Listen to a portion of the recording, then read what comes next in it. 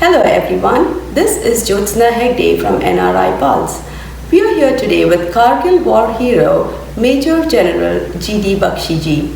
Bakshi ji is in Atlanta to kick off the Independence Day celebrations hosted by the FIA, or the Federation of Indian Associations of Georgia. You're here for the Independence Day celebrations, so what I would like to start off with is to understand what independence itself means to you, particularly to India, what that means to you.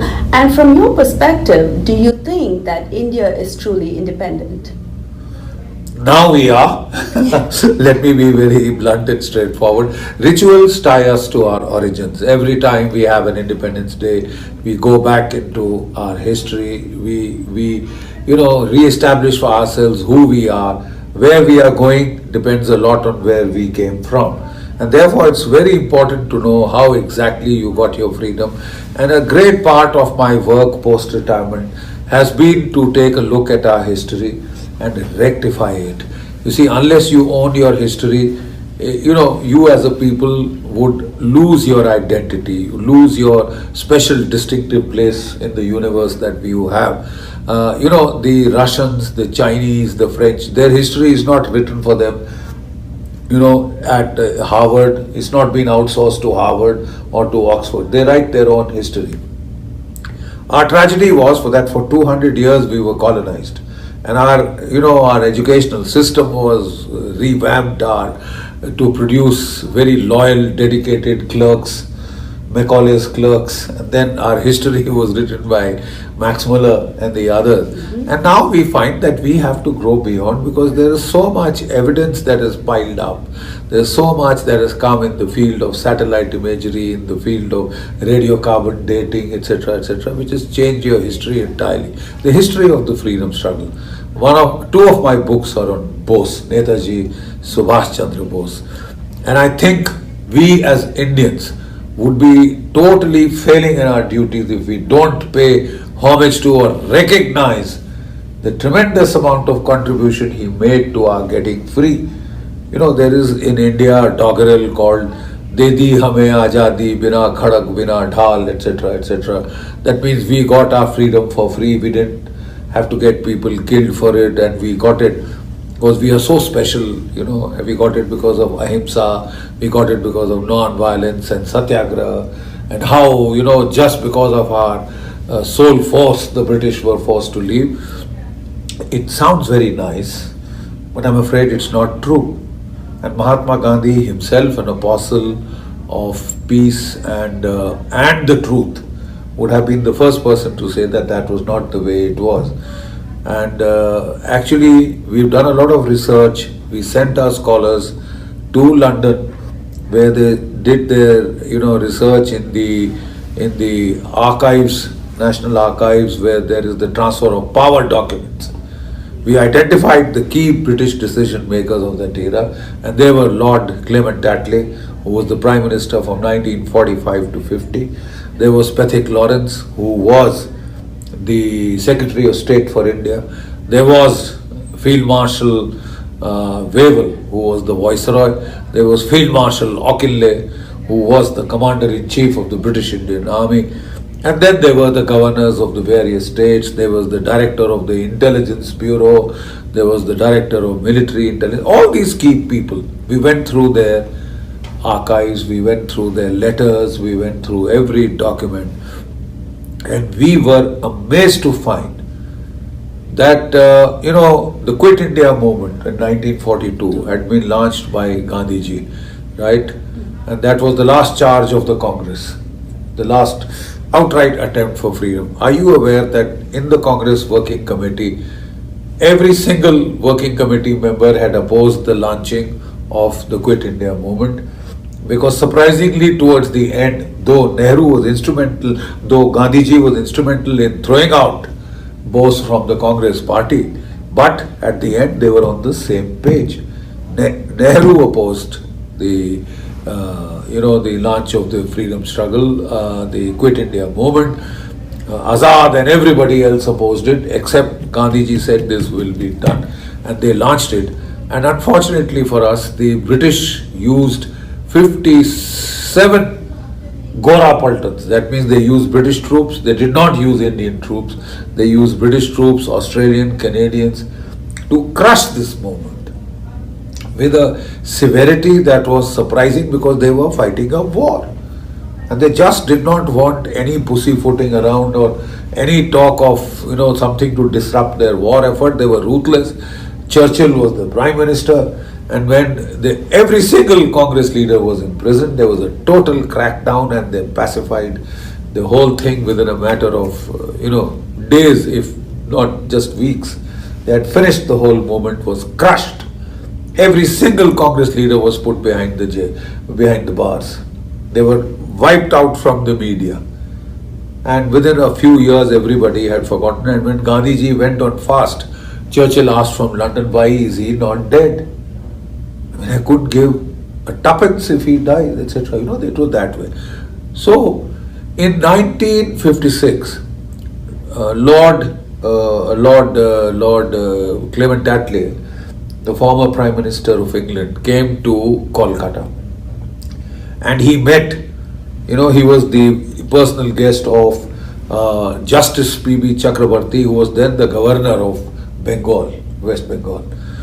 And he had 2 days of a chat with him, and he asked him, look, the Quit India movement had failed dismally.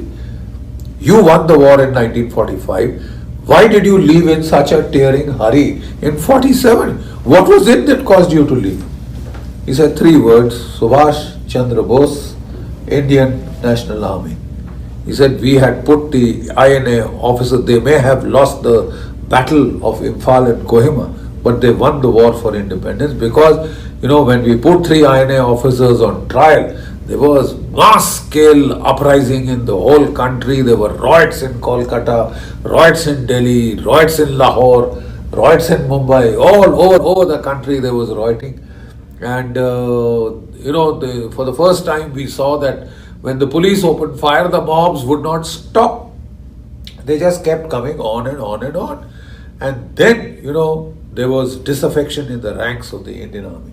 2.5 million men of the British Indian Army were then being demobilized. They had taken part in the war against Germany, against Japan. They had won on every battlefield. They were battle hardened and they were restive, they were angry, and we had lost their loyalty.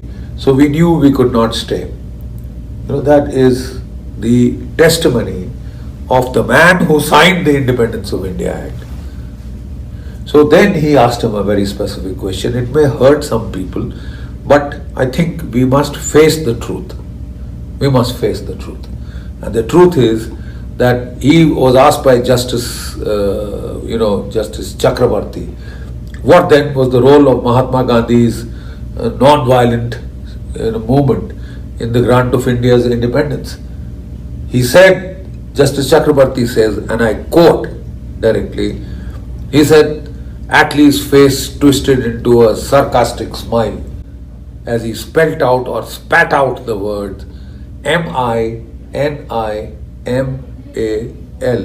minimal, come se come. That's coming from the man who signed the Independence of India Act. You see, when this first recommendation, we went through the correspondence of these key people. We went through there was an appreciation written by Field Marshal Auchinleck, the Commander-in-Chief. He says, we have just 40,000 British troops, white troops. There are 25 lakh Indian soldiers being demobilized. They are not obeying orders. And if they just start pelting stones, we will be finished. We have just 18 months. Let's go with grace. Let's go while we still have the power to shape events. We will lose that a little down the line because this army is restive. The loyalty of it has been eroded because of INA and Bose. And, he sent this to the Viceroy, who was also an old British Indian Army hand. He agreed. They sent this report to London, and London was shocked. And they said, have you old fogies lost your nerve? And that is the time Wavell shot back an angry letter. He says, if His Majesty's government deems that I have lost my nerve, it is their duty to replace me immediately. but they ignore my advice at their own peril. These are the words of Field Marshal Wavell, a battle experienced soldier. And the very next year, this is 45, I'm talking of November, December 1945 when all this is happening. And by February, 18th of February 1946 to be precise, how many of us really know? How many of us really know? I ask you.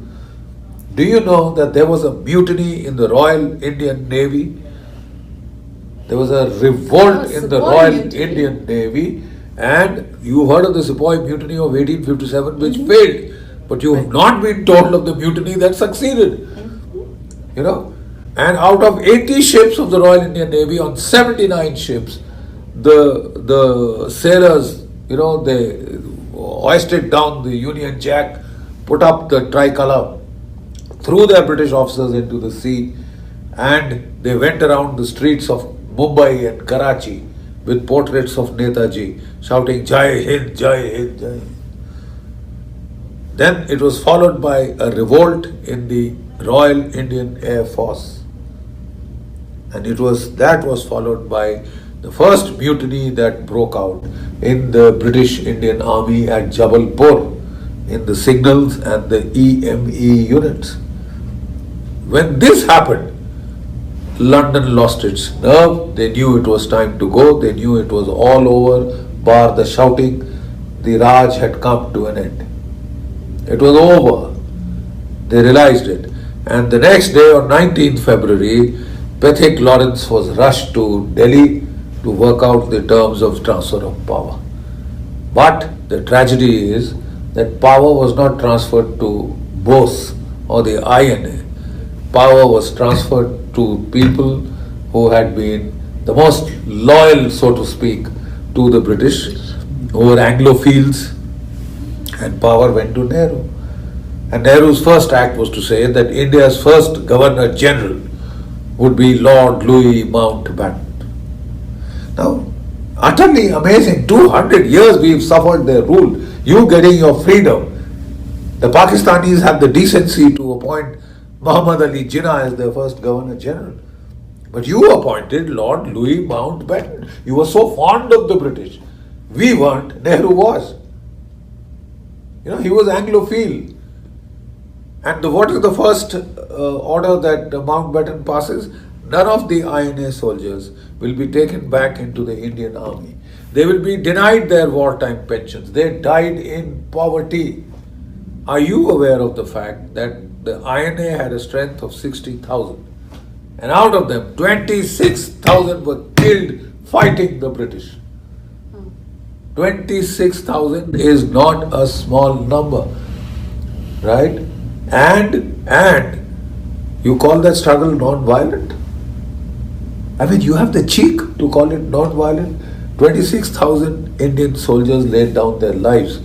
You will not find one stone in India which bears their names.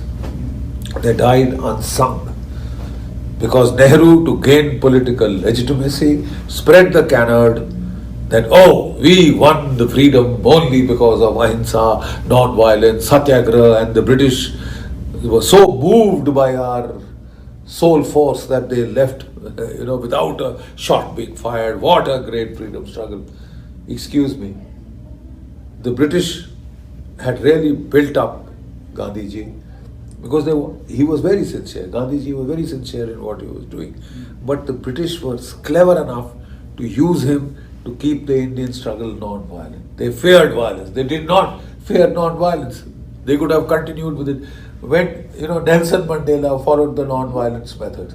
When do you think South Africa got its freedom? 1994. 1994. Your freedom would not have come in 47 if we had remained non-violent. It may possibly have come around 1994, if at all. That is the harsh truth. And the earlier we learn to reconcile with it, we won't go wrong. Because where you are going as a nation state depends a lot on where you came from. And I'm very happy to tell you that with the advent of the Modi government in India, You know, one of the greatest acts that have been done by the Modi, Prime Minister Modi, was that on 21st of October last year, that is the date of the establishment of the Azad Hind government in exile in Singapore in 1943, the 75th anniversary of that event, he went to the Red Fort for a second time in 1 year. He goes every year on 15th of August, but he went for a second time at the Red Fort, and he unfurled the national flag.